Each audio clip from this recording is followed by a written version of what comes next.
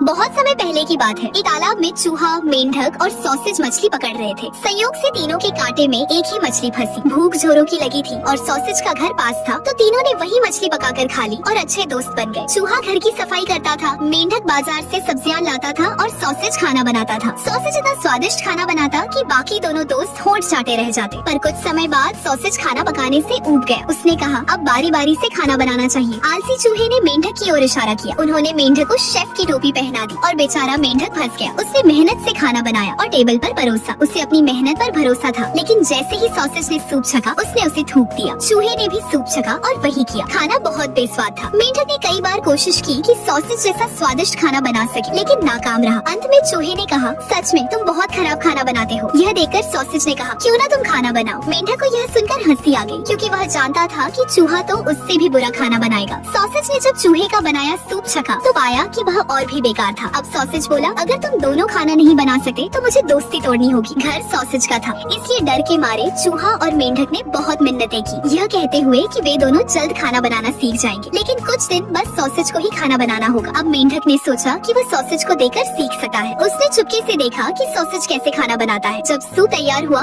Sausage ने इधर उधर देखा, अपने कपड़े उतारे और गर्म सूप में कूद गया। वह सूप में डुबकी लगाने लगा। मेंढक को समझ आ गया कि सॉसेज का खाना इतना स्वादिष्ट क्यों होता है, क्योंकि वह खुद उसमें डुबकी लगाता है। अगली बार जब मेंढक की बारी आई, तो उसने भी वैसा ही करने की ठानी। उसने सूप में ढेर सारी सब्जियां डाली, सूप को अच्छे से पकाया और फिर अपने कपड़े उतार कर उबलते सूप में कूद गया। सूप इतना गर्म था कि उसकी त्वचा जल गई। सॉसेज और चूहे ने उसका मजाक उड़ाया और मेंढक दुखी होकर घर छोड़कर चला गया।